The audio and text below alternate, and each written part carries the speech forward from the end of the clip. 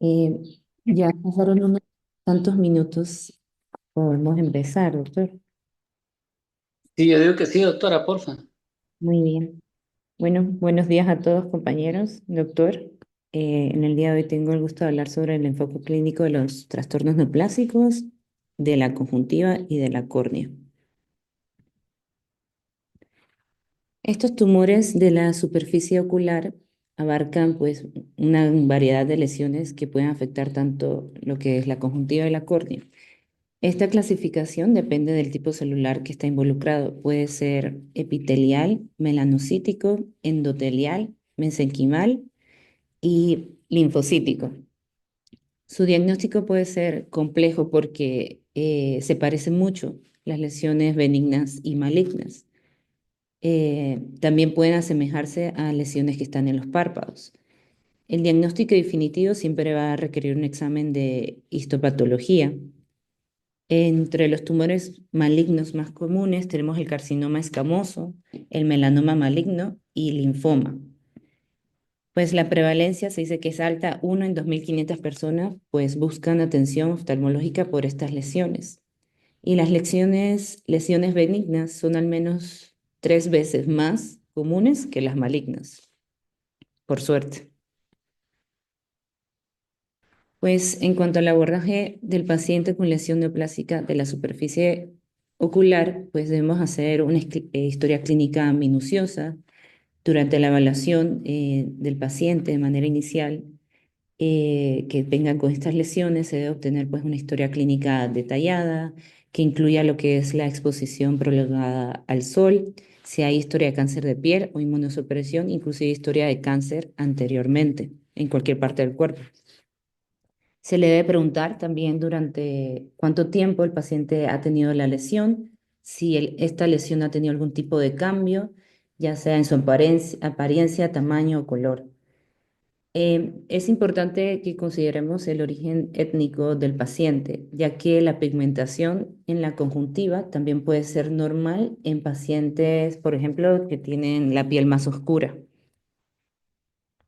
Durante la evaluación inicial, pues, del paciente con una lesión sospechosa de la superficie ocular, pues, debemos hacer un examen completo ocular, incluyendo lo que es la dilatación del fondo de ojo. También se debe, pues, evaluar toda la superficie ocular, incluyendo el fondo de saco superior, que eso es lo que requiere que vertamos el párpado.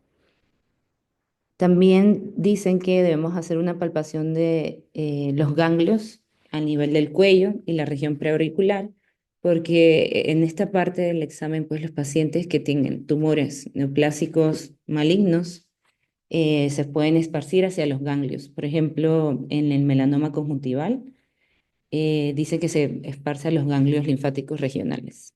Entonces es muy importante también documentar, ya sea de manera esquemática, a través de un dibujo o una fotografía, estas lesiones. Entonces, esto es lo que debemos anotar de las características clínicas de la lesión, su tamaño, su forma, extensión. Podemos también describirlas en horas de reloj para saber la ubicación. También donde se localizan es en la conjuntiva vulvar, palpeoral, fornix, limbo, córnea. Si en su morfología es tanto plana, elevada o invasiva. Si tiene bordes regulares o irregulares. La pigmentación puede ser pigmentada o amelanótica. La consistencia puede ser sólida o quística, si hay fijación a tejidos subyacentes o si es móvil, si está vascularizado, o sea, que hay una presencia de vasos nutridores prominentes hacia la lesión, y si la lesión es única o hay varias lesiones. Eh, es importante y es razonable hacer una observación en las lesiones no sospechosas, por ejemplo, quistes y pingüéculas. Se recomienda que se vean anualmente. Eh, Cuando nos preocupamos, cuando estas lesiones tienen un crecimiento, borde irregular, pigmentación extensa, que estén adheridas a planos profundos o con vasos prominentes. Dice la literatura que es muy importante también tener estudios de imágenes como el OCT, microscopía confocal y UVM, pues que estas nos ayudan a decidir entre observación o tratamiento y tratamiento. Como comenté, documentación con fotografías durante el seguimiento y biopsia si hay progresión o signos sospechosos. Aquí podemos ver una imagen, en la imagen del lado izquierdo, la A, es una foto pues en una lámpara de hendidura de una neoplasia escamosa de la superficie ocular que está de lado en la conjuntiva temporal del ojo derecho. Esta tiene rasgos papilomatosos, gelatinosos y opalescentes. En la imagen B del OCT, pues, de segmento anterior, vemos una neoplasia escamosa de la superficie ocular que muestra las características clásicas de un epitelio hiperrefractivo y engrosado, como vemos en el asterisco, y una transición abrupta entre lo que es el epitelio anormal y normal. En esta siguiente imagen podemos ver en la fotografía de lámpara de hendidura, la de la izquierda, la A, es un nevo conjuntival no pigmentado que tiene una larga duración y está en la cara temporal del ojo izquierdo. Y en el OCT vemos un nevo conjuntival con rasgos característicos de un quiste intralesonal, como se ve en el asterisco.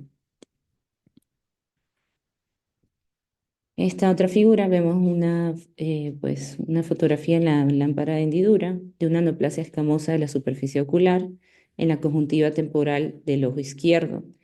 Tiene características opalescentes y gelatinosas y se mira bastante plana. En el OCT, pues demuestra una arquitectura vascular como en abanico de mar, según describen, del tumor. El OCT sería la imagen B. Y en la imagen C, pues el B-scan muestra zonas destacadas en rojo que muestran las características del flujo vascular que tiene esta lesión. Y también podemos observar el epitelio que está hiperreflectivo, engrosado. Entonces, en cuanto a todas estas lesiones, la cirugía sigue siendo el pilar terapéutico para tratamiento de muchos tumores. No obstante, debemos ser cuidadosos para preservar el limbo y evitar complicaciones a largo plazo como una epitelopatía crónica. Entonces, la cirugía permite también el diagnóstico histopatológico y los márgenes claros. Nos da resultados inmediatos y hay mayor cumplimiento terapéutico. En cuanto a los riesgos, pues una enfermedad subclínica residual, cicatrización sin blénfaro, riesgo de deficiencia de células madres si se reseca mayor de 2/3 del limbo, puede requerir trasplante limbar autólogo o halogénico. Es importante la clasificación, la planificación, perdón, preoperatoria y la técnica quirúrgica. Pues el tratamiento quirúrgico estándar de una lesión conjuntival sospechosa, pues se extirpa completo el tumor y se incluyen márgenes de 2 a 4 milímetros de tejido no afectado que rodea la lesión, perdón. Se intenta evitar tocar el tumor durante la extirpación. Se llama la técnica de no touch, pues para evitar que se siembre células tumorales en conjuntivas alrededor. Entonces, por esta misma premisa, se dice que se deben de evitar las biopsias incisionales, especialmente lesiones pigmentadas de la conjuntiva. Entonces, una vez retirada la superficie ocular, la lesión se puede colocar sobre el papel de filtro y los bordes se etiquetan con tinta o sutura para indicar la orientación de la lesión y facilitar pues el diagnóstico histológico. Hay que tener cuidado al momento de manipular la muestra, ya que cualquier daño podría dificultar pues, la interpretación de la lesión. La historia clínica es importante que se la enviemos al patólogo. Debemos incluir lo que es la edad, la raza, grupo étnico del paciente, la duración de la lesión y si la lesión ha cambiado clínicamente. También se dice que la inmunotinción puede ayudar a distinguir las lesiones benignas versus las malignas. Pues el tratamiento no termina con la cirugía, tenemos que establecer con el paciente un plan de seguimiento para poder así detectar recurrencias tempranas y aplicar terapias complementarias según sea cada caso. Entonces es importante tener una patología oftálmica especializada para hacer necesario un diagnóstico preciso la evaluación histológica con inmunohistoquímica cuando sea necesario, poder comparar la clínica con la histología. El seguimiento, como mencioné, posoperatorios para detección de recurrencias muy importantes. También vamos a hablar de las terapias ayudantes si hay afectación marginal. A grosso modo, las terapias tópicas son mitomicina C, 5-fluoracilo y interferón alfa 2B. Como mencioné, siempre fotodocumentar posoperatoriamente para comparar y educar al paciente sobre los signos de recurrencia. En cuanto a la quimioterapia tópica, esta no sustituye el diagnóstico histológico, pero sí permite tratar zonas subclínicas que no se pudieron extirpar. Es una herramienta también muy útil cuando se desea hacer una cirugía agresiva o como terapia complementaria antes o después de la incisión quirúrgica. Algunos autores dicen que usan el tratamiento tópico previo a la extirpación quirúrgica para así reducir el tamaño del tumor de la superficie ocular.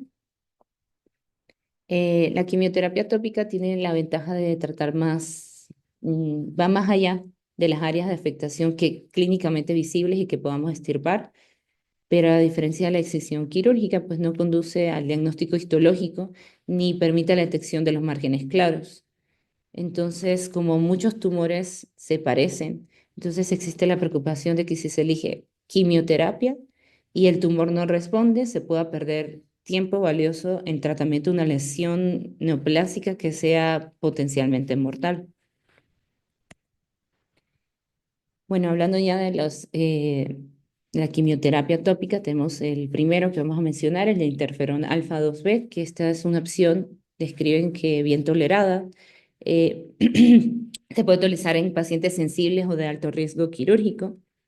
Es ideal, pues, iniciar con esta gente, con este tipo de personas. Hay que advertirles que al paciente que la duración puede ser prolongada, ¿ok? Entonces, efectos adversos mínimos como hiperemia conjuntival leve, conjuntivitis folicular. También pues se puede utilizar a través de una inyección subconjuntival o perilesional que se hace semanal de 3 millones de unidades de insulina. Eh, Estas inyecciones dicen que pueden causar síntomas similares a la gripe. El uso de un AINES oral previo a la inyección pues, puede reducir los efectos adversos y esta está indicada como primera línea a las neoplasias escamosas de la superficie ocular. Tenemos el 5-fluoracilo, que esta solución es al 1% para uso tópico, es económico, es fácil de conservar, pero hay que vigilar cuidadosamente la superficie ocular por toxicidad, sobre todo si se prolonga el tratamiento. Efectos adversos comunes, tenemos el dolor ocular, edema palpebral, hiperemia y queratitis. También hay posible riesgo de deficiencias de células madres limbares. Es menos costoso que otras opciones, no requiere refrigeración, lo que hace fácil su manejo. Puede utilizarse en regímenes cíclicos para minimizar toxicidad. Está indicado en estas neoplasias escamosas de la superficie ocular de leve a moderado y su uso debe ser monitorizado pues, de forma estrecha para evitar la toxicidad. La mitomicina C tiene una presentación tópica al 0,02%, es menos tolerada comparada a la interferona alfa 2 o al 5-fluoracilo. Puede ser efectiva en casos refractarios a otros agentes, efectos adversos severos como dolor ocular, hiperemia, erosiones corneales. Tiene riesgo de toxicidad limbar y deficiencia de células madres. En estos pacientes dice que se recomienda el uso de tapones lagrimales para prevenir una estenosis puntual. Se debe utilizar en ciclos alternos, una semana on y una semana off.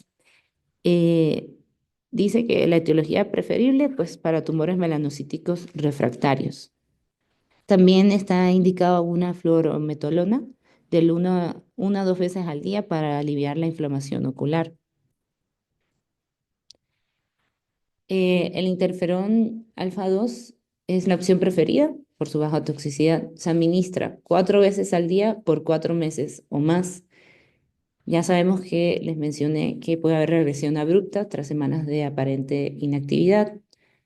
Se continúa el tratamiento varios meses tras la resolución clínica.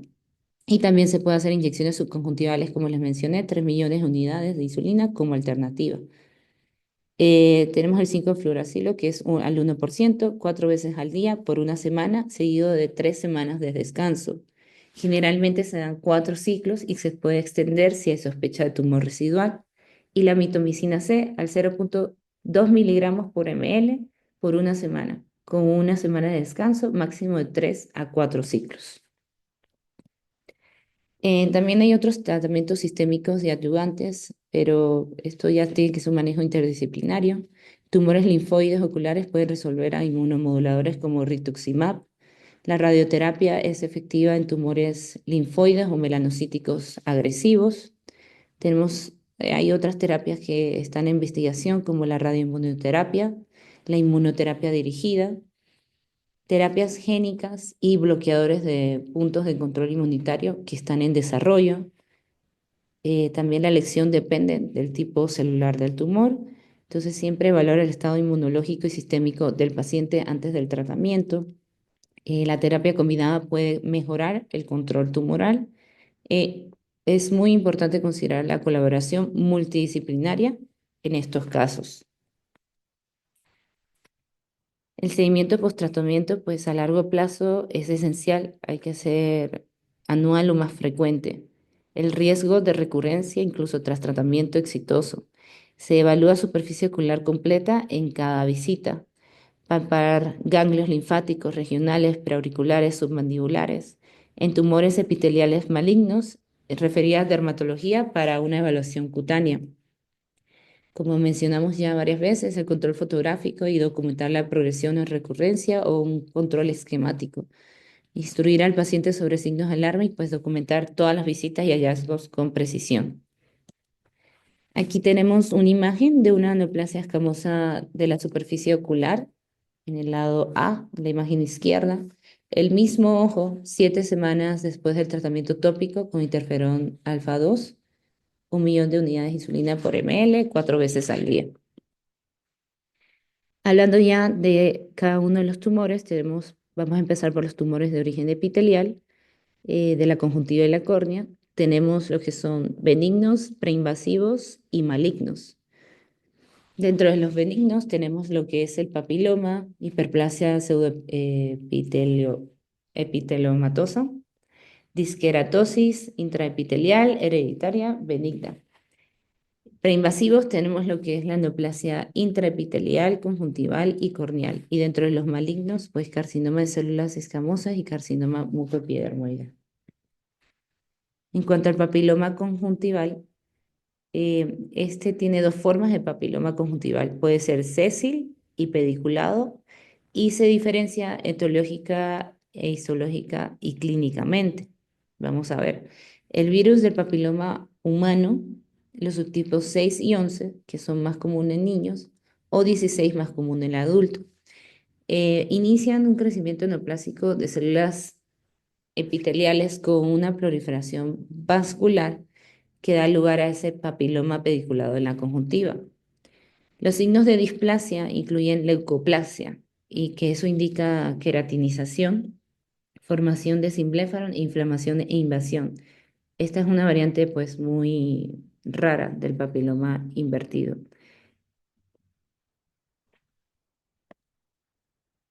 En cuanto a las neoplasias escamosas en la superficie ocular, pues este término inclusivo que se usa para describir un amplio espectro de tumores, tanto escamosos de la conjuntiva y de la córnea, ya pueden tener hallazgos clínicos muy similares. Entonces, la OSSN, que son las neoplasias escamosas de la superficie ocular, pueden parecer benignas, pero siempre debemos tratarlas como malignas hasta que se confirme lo contrario. Siempre que tengamos las sospechas clínicas debemos realizar una biopsia. Eh, la categorización de estas lesiones de la neoplasia escamosa de la superficie ocular como neoplasia intraepitelial o corneal o carcinoma de células escamosas siempre se va a definir a través de la histología. Por eso es importante hacer la biopsia. La exposición a la luz ultravioleta, el envejecimiento, la infección por VPH, el tabaquismo, tez clara y la inmunosupresión también pueden llevar a cabo un desarrollo o es una sospecha más alta de neoplasia escamosa a la superficie ocular. Puede ocurrir un crecimiento rápido cuando la lesión pues, está presente en personas inmunosupresas. La inmunosupresión pues, puede potenciar la neoplasia escamosa. En un adulto joven, la neoplasia escamosa de la superficie ocular debe impulsar la consideración pues, de que se le hagan pruebas por el virus de inmunodeficiencia humana. Ok, en cuanto a la neoplasia escamosa en la superficie ocular no invasiva, tenemos lo que es la neoplasia intraepitelial conjuntival o corneal. Esta es análoga, perdón, a la queratosis actínica de la piel. Entonces, en la neoplasia intraepitelial, el proceso displásico no afecta a la membrana basal subyacente. Esta neoplasia, como bien dice su nombre, intraepitelial, se considera una afección premaligna con riesgo de transformarse a carcinoma de células escamosas. Existen tres variantes, que sería la papiliforme, que es un papiloma sésil con células displásicas, la gelatinosa, que es acantosis y displasia epitelial. Tenemos la leucoplásica, que es hiperkeratosis, parakeratosis y disqueratosis. Usualmente se localizan en el limbo con crecimiento lento y vascularización anormal. La presencia de vasos que lo nutren prominentes sugiere pues un riesgo de invasión. También puede haber una extensión corneal en forma de membrana grisácea translúcida. Entonces aquí tenemos estas tres imágenes, viendo la imagen A, la superior a la izquierda, y es una variante papiliforme, es un papiloma sésil con células displásicas. La variante gelatinosa, que sería la imagen B, superior en el lado derecho, que es una cantosis y displasia epitelial. Y la variante leucoplásica, la imagen C, pues tiene hiperkeratosis, parakeratosis y disqueratosis. Entonces, como se mencionó y se ven aquí en las imágenes, pues se localizan cerca del limbo, tiene un crecimiento lento y una vascularización anormal. En cambio, ahora pues la neoplasia superficie ocular escamosa invasiva, tenemos pues ya el carcinoma escamoso. Este invade el estroma con riesgo de metástasis. Es más agresivo en inmunosuprimidos y en seroderma pigmentoso. Presenta un crecimiento papiliforme, gelatinoso o en placa. Su ubicación común en el limbo y conjuntiva vulvar en zonas interpalpebral.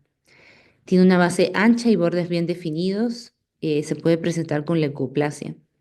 La pigmentación en pacientes con piel, tienen pigmentación en pacientes con piel oscura, tiene vascularización prominente que sugiere malignidad. Clínicamente puede parecerse un carcinoma intraepitelial, lo que refuerza la necesidad de hacer la biopsia. Bueno, tenemos una variante mucoepidermoide del carcinoma escamoso. Este es un subtipo más agresivo. Es común en las glándulas salivales, raro en la conjuntiva, invade el globo ocular u órbita con mayor frecuencia. En la histología se identifican células epiteliales neoplásicas y células caliciformes malignas. La tinción de mucina ayuda en la identificación. El tratamiento, pues siempre la excisión amplia con márgenes, crioterapia o radioterapia adyuvante. Tiene mayor riesgo de recidiva y complicaciones orbitarias. Y este, pues hay que hacerlo bajo el manejo multidisciplinario y un seguimiento estrecho. Eh, En el manejo de las neoplasias escamosas de la superficie ocular, pues toda lesión sospechosa, como ya hemos mencionado, debe considerarse potencialmente maligna.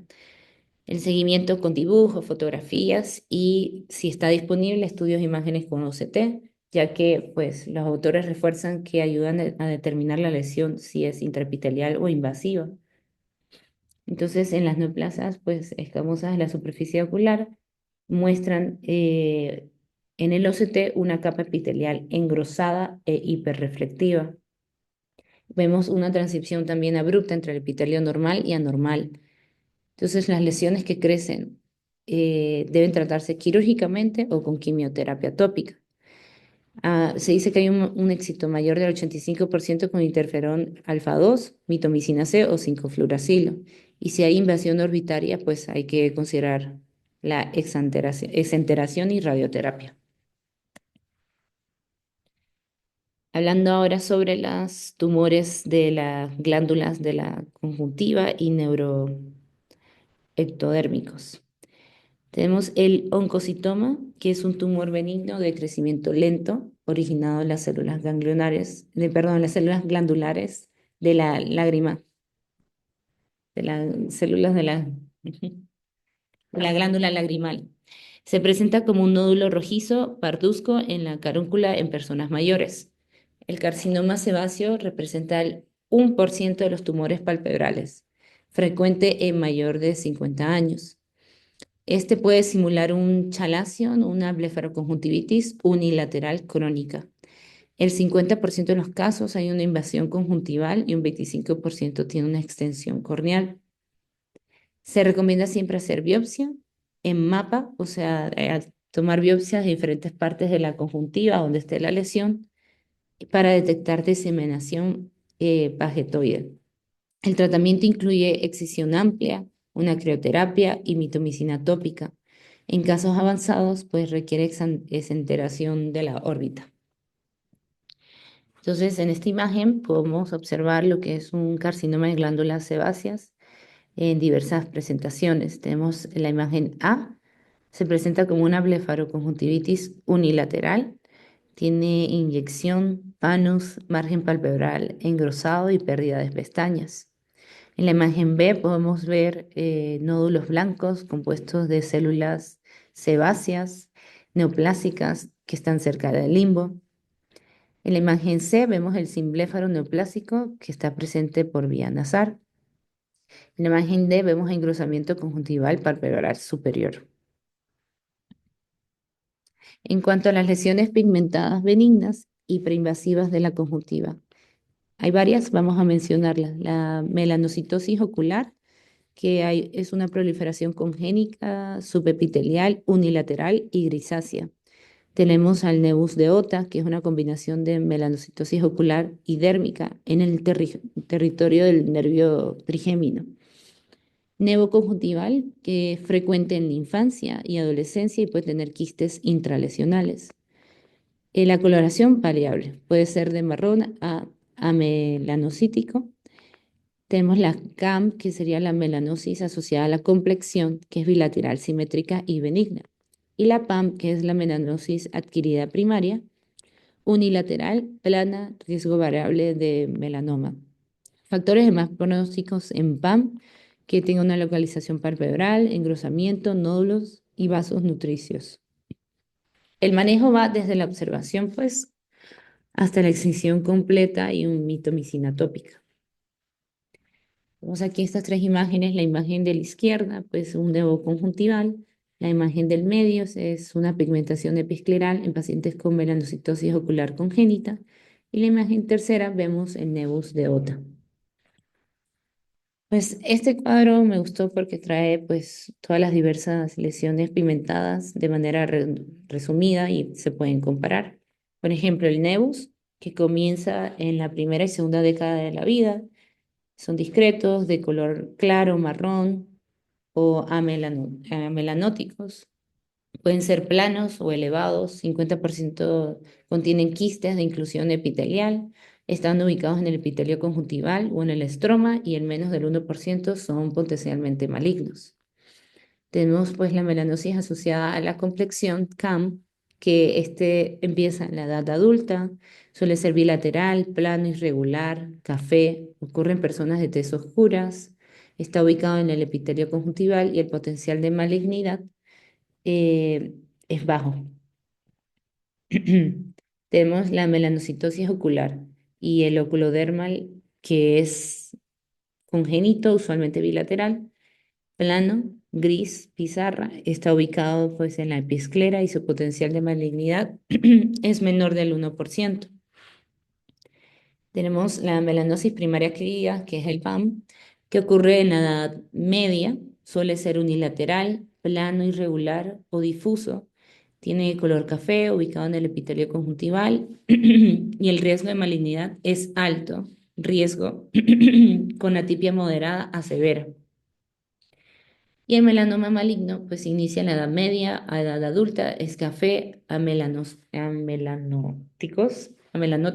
a menudo vascular o nodular, está ubicado en el estroma conjuntival y la tasa de mortalidad es generalmente de 25%. Entonces, ya entrando a lo que son las neoplasias pigmentadas malignas, que tenemos el melanoma conjuntival. Como se mencionó ya anteriormente, puede originarse de un PAM en un 70%, de un nevo en un 5% y surgir del novo en un 25%. Este tumor pues es agresivo y recidivante. El seguimiento debe ser de por vida, ya que el riesgo de metástasis sigue siendo alto incluso después de años. Entonces, este puede sangrar y presentar vascularización prominente, mal pronóstico si se localiza a nivel palpebral, sea invasión tisular y grosor mayor de 1,8 milímetros. En la metástasis más común son a ganglio, cerebro, pulmón, hígado y huesos. Tratamiento pues una excisión amplia, crioterapia, mitomicina C y radioterapia. Y en los casos avanzados pues es enteración orbitaria o inmunoterapia. En cuanto a los tumores neurogénicos y del músculo liso, tumores de la vaina nerviosa como neurofibromas, schwannomas y neuromas, asociados a enfermedades como la neurofibromatosis tipo 1 y MEN, que sería la neoplasia endocrínica múltiple. El neurilemoma es raro, derivado de células de Schwann. El leiomiosarcoma es una lesión muy infrecuente del limbo. Estos tumores pues tienen potencial de invadir a la órbita. Puede ser un hallazgo incidental o causar desplazamiento ocular.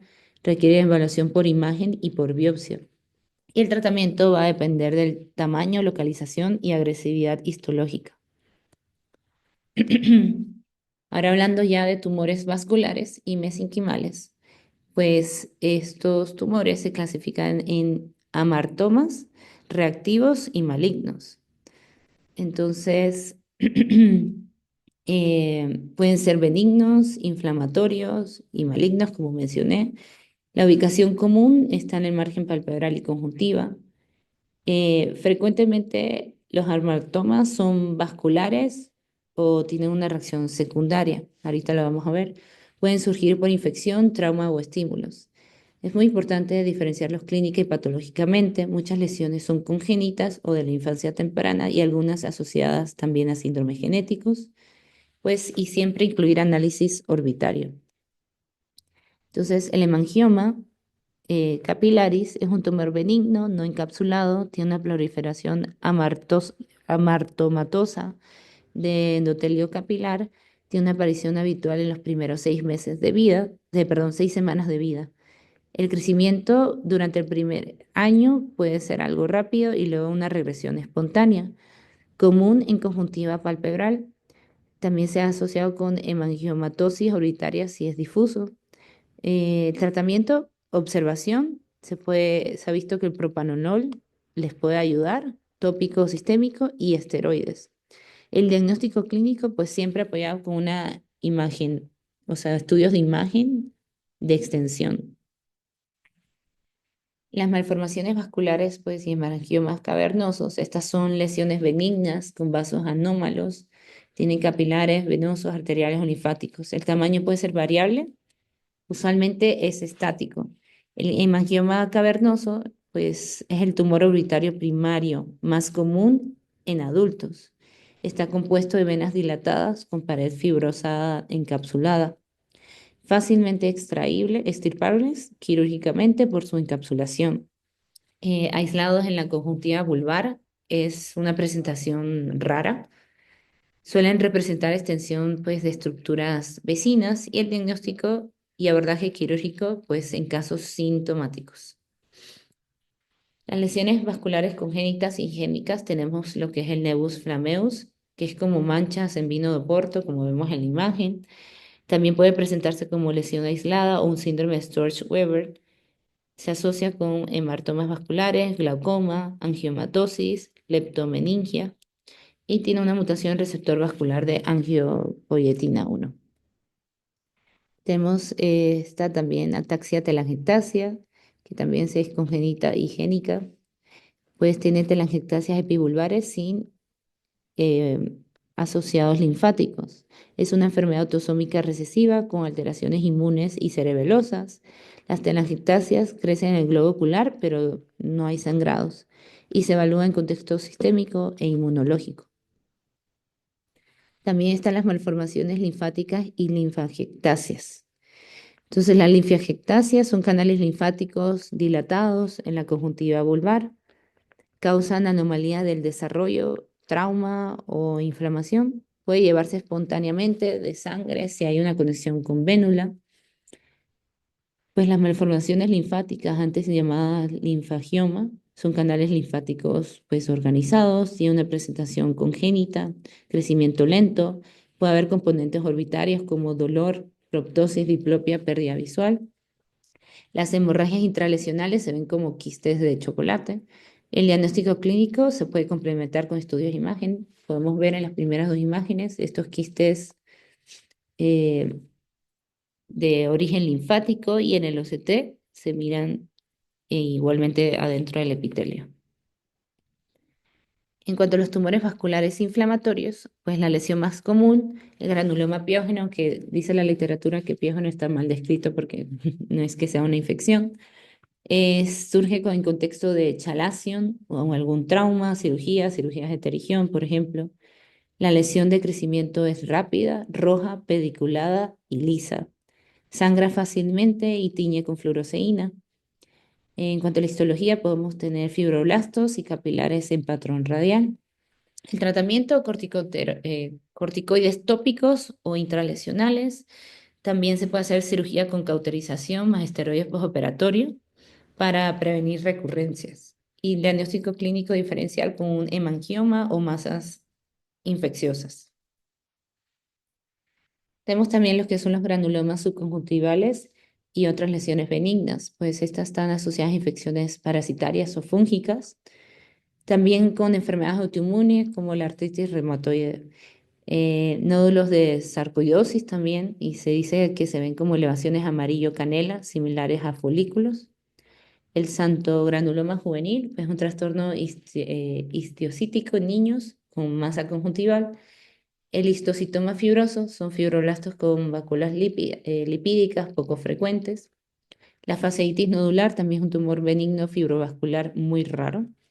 Pueden originarse en sitio de inserción muscular de los rectos y pues es importante la biopsia para diagnóstico definitivo. En cuanto a los tumores malignos, ya tenemos el sarcoma de Kaposi, que esta es una neoplasia maligna del endotelio vascular. Afecta piel, mucosas y ocasionalmente también a órganos internos, causados por el herpes virus humano 8, frecuente en pacientes con SIDA e inmunosupresión. Ellos pueden tener una lesión púrpura en la piel palpebral. En la conjuntiva se va a observar una lesión subconjuntival roja, vascular, similar a una hemorragia. Es más común en fornix inferior, puede ser nodular o difuso.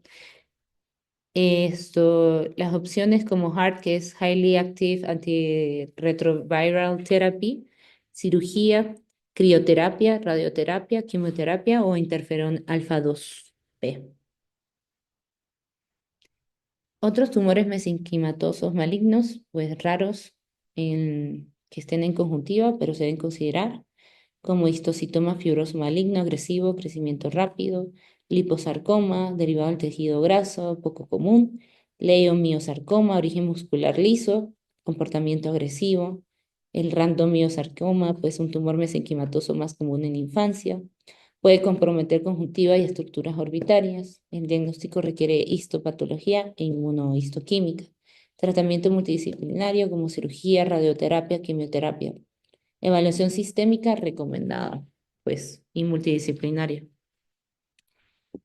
También tenemos los tumores linfoides de la conjuntiva, que se clasifican como benignos, lo que es la hiperplasia linfoide, malignos, linfoma e indeterminados. Estas presentan unas características clínicas y patológicas superpuestas. O sea, esta lesión aparentemente benigna puede proceder también a un linfoma sistémico. Y alrededor del 20% de los pacientes con tumor linfoide conjuntival tienen linfoma extraocular detectable. Hiperplasia linfoide, antes llamada hiperplasia linfoide reactiva, pues es un tumor subepitelial mínimamente elevado, tiene un color salmón, la superficie lisa o granular, también puede tener folículos, ricamente vascularizado, clínicamente indistinguible de linfoma, se presenta en mayores de 40 años, pero puede verse en niños, puede simular una amiloidosis conjuntival localizada. Puede resolverse espontáneamente, pero el tratamiento incluye una excisión local, corticoides tópicos o radioterapia. Siempre requiere biopsia para un diagnóstico diferencial. El linfoma conjuntival, generalmente en pacientes inmunosuprimidos o mayores de 50 años, tiene riesgo aumentado en pacientes con síndrome de Sjögren, clínicamente indistinguible de la hiperplasia, pues tiene masa móvil, salmón, conjuntival. 20% de los casos son bilaterales, aunque lo típico es que sea unilateral. Estos pueden simular una conjuntivitis folicular crónica. La fijación de tumor a la esclera puede indicar también una extensión extraescleral. Hay subtipos del linfoma B no de Hodgkin que en conjuntiva, que serían MALT, pues que esta es la zona marginal extranodar, que son el 68% y la sobrevida a 5 años es del 97%. El folicular, que es el 16%, y la sobrevida a 5 años del 82%. El difuso de células grandes B, 5% y sobrevida al 55%. Células del manto, pues aparecen en 7% y la sobrevida del 9%. Entonces es muy importante el diagnóstico definitivo solo con biopsia e inmunofenotipo. Pues el manejo del linfoma conjuntival se debe referir siempre a oncología para una evaluación sistémica. Se tiene que hacer una biopsia incisional. Está indicada salvo que el tumor sea completamente resecable. El tratamiento localizado ya sea con radioterapia externa de baja o ultra baja dosis o interferón alfa 2 intralesional o rituximab local pueden ser útiles. Tratamiento sistémico, rituximab intravenoso si hay compromiso extracelular, quimioterapia sistémica si hay linfoma diseminado y el seguimiento prolongado por el riesgo de recurrencia o progresión sistémica. Por último, tenemos los tumores metastásicos a la conjuntiva. Eh, Son mucho menos comunes que los del tracto uveal y la órbita, pero tales tumores pues, han surgido de lo que son cáncer de mama, pulmón, riñón y otros lugares, incluido un melanoma cutáneo. Entonces, las lesiones metastásicas en el tracto uveal, la órbita o los senos paranasales también puede extenderse a la conjuntiva. También se producen metástasis o infiltrados leucémicos en el limbo o la córnea. Entonces, el tratamiento siempre va a depender del control de la enfermedad sistémica, ¿va? Entonces, aquí traigo un caso de una metástasis de cáncer de mama que se presentó como una quemosis conjuntival. Esta es una paciente de 72 años con antecedentes de un carcinoma lobular mamario, que este fue diagnosticado su primario hace 25 años. Entonces dice que ella acude por ojo rojo y dolor y se observa quemosis e inyección conjuntival. Posteriormente le aparece una masa firme supratemporal de la glándula lagrimal y pues la biopsia confirma metástasis de carcinoma mamario en la conjuntiva y la glándula lagrimal. Entonces esto, aunque es raro, lo traigo simplemente para que lo tomemos en cuenta. Muchas gracias.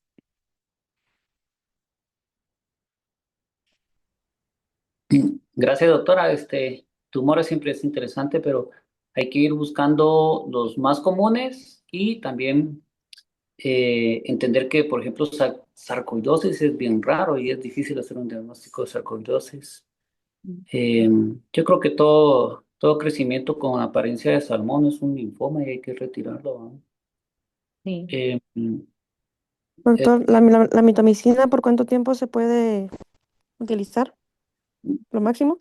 lo, mira, yo creo, yo no tengo un protocolo de eso o no sigo un protocolo, ¿verdad?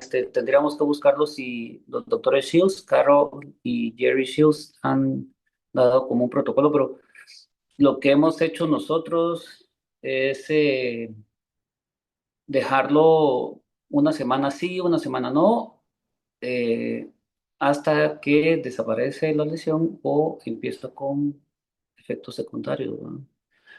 Un efecto secundario sería un defecto epitelial persistente, por ejemplo. Y algo que también me ha tocado ver con largo tiempo de uso es escleromalacia. Entonces, eso es lo que yo he hecho. Generalmente desaparece antes de tener efectos secundarios. Además, la concentración es baja, es 0,02%. Esa es mi sugerencia. 5, 5-fluoracilo es más seguro. Creo que lo usamos en alguna ocasión, pero porque estaba disponible. Y tenemos el uso de mitomicina porque está más accesible ahí con nosotros, ¿verdad? Entonces, es una vigilancia estrecha, ¿verdad? Casi que cada semana al paciente. Y esa sería mi sugerencia. Búsquenlo cómo lo dan los doctores SIOS y, y ver si varía algo o si ellos tienen un tope, decir, bueno, hasta aquí llega el tratamiento porque no hay una respuesta favorable, pero supuestamente ya retiramos el tumor. Lo estamos usando en presencia de algo subclínico o tal vez una recidiva, ¿verdad? O sea, es más pequeño. Lo usamos antes de retirar el tumor para que reduzca el tamaño, pero no como para que sea definitivo el tratamiento de quimioterapia. No sé si eso responde a la pregunta. Sí, doctor, gracias. Es que como ahí la doctora puso ahí que 3 a 4 ciclos. Sí, o sea, te digo que lo usas hasta, bueno, y aquí la concentración es alta, 0,2 miligramos. El que puso la doctora es la misma que se usa en glaucoma a dosis baja para una trabeculectomía. Nosotros todavía lo diluimos 10 veces más, ¿verdad? Eh, sí, a esa concentración pronto vas a tener un efecto secundario. Si presenta efecto epitelial, pues ese 3, 4 semanas ya se resolvió. Pero si presenta una escleromalacia, esa no se detiene, ¿verdad? A esa concentración. Ujú. Y al Y uno por pregunto porque ciento acá sí, pues sí hemos tenido ya varios casos, ¿verdad? Sí, De neoplasias y incluso una escleromalacia, una se recuerda. hubo una, ¿verdad? Sí. Ujú. Sí, doctor Julio, perdón que interrumpa, doctor Analí, Ujú. doctor Julio. Ya no le di más seguimiento, no sé cómo le fue con esa pacientita que tuvo la escleromalacia secundaria a mitomicina y usted le colocó el parche y también encima de eso le puso la membrana amniótica. Entonces, no sé si algo se pudo recuperarse en esa uvia o siguió igual. Sí, en este caso que el doctor José habla es en una paciente que se operó de pterigión. Mm. Fue por otro grupo y fue en Coyabá y desarrolló una escleromalacia. Obviamente, desde el inicio no era así de amplia la zona de escleromalacia donde antes estuvo el terigión, ¿verdad? Sino eso fue progresando, fue aumentando con el tiempo. Ya cuando llegó con nosotros ya abarcaba casi mitad del globo ocular, de, son más de 5 horarios, ¿verdad? Entonces, eh, a ella, yo le di seguimiento, pero no ha regresado. Tendríamos que llamarle para que regrese. Como es de lejos, es la situación que hace que no venga. La intención del tratamiento era evitarle, pues, que se perforara y también disminuir las molestias porque le produce mucho dolor. Entonces, yo creo que en cuanto a molestias, sí funcionó. Eh, Obviamente el parche que se le puso de esclera era más amplio que el área de escleromalacia, pero sí me acuerdo que ya yo observaba no es que se haya retraído el parche, se haya hecho más pequeño, sino que la escleromalacia va avanzando, ¿va? Entonces yo he empezado a observar lo oscuro de la transparencia de la esclera y ver coroides eh, por arriba del parche. Sería de llamarle. La verdad es que tendríamos que buscarle en el récord de cirugías a alguien que se le puso y trata de recordarte en qué mes fue, doctor José, para que lo busquemos y tengamos una noticia mejor para la próxima clase, primero Dios. Sí, marzo, está bien. Em, los tumores son importantes, quitarlos bien. La técnica de no touch de Shields es algo que ha sido muy bien aceptado, pero representa quitar bastante tejido sano. Antes, 1 o 2 milímetros no es suficiente, son 4 milímetros, ¿no? Entonces sí queda un gran defecto. Pero creo que es importante poderlo hacer parte de la rutina en cuanto a los tumores. Pueden practicar con los pterigiones, van a retirar un poquito más allá de lo que es la degeneración del pterigión. Y así cuando les toque quitar una lesión conjuntival, ya podrán hacerlo más apropiado. Siempre me llama la atención el linfoma. El linfoma es bien raro, ¿verdad? Pero es característico la lesión de color salmón. Las lesiones metastásicas, como la que presentó la doctora, son bien raras, ¿verdad? Este, y sí, el cáncer de mama es así de traicionero, pues 20 años, 30 años después empiezan a aparecer en otros lados. Em, ¿Algún otro comentario, alguna pregunta? Doctor, tengo una consulta. Visto que está la tendencia de tratar únicamente con quimioterapia tópica, ¿usted qué piensa al respecto de eso? ¿Qué tumores? Los de superficie, los tumores escamosos de la superficie ocular. Dice que los tratan con Yo quimioterapia. entiendo, ajá, yo entiendo, solo quimioterapia, ¿verdad? Pero es que mira, pues la quimioterapia te va a ayudar a reducir el tamaño de la neoplasia, pero también por otro lado vas a empezar a tener efectos secundarios, algunos que son efectos secundarios permanentes, ¿verdad? Entonces, no es como una terapia libre que sea eficaz y libre de efectos secundarios, es como un intermedio. Entonces, yo creo que se puede, claro, se puede, mientras estés con una vigilancia estrecha del paciente. Pero en el momento que empieza a tener problemas, ya no puedes seguir con quimioterapia.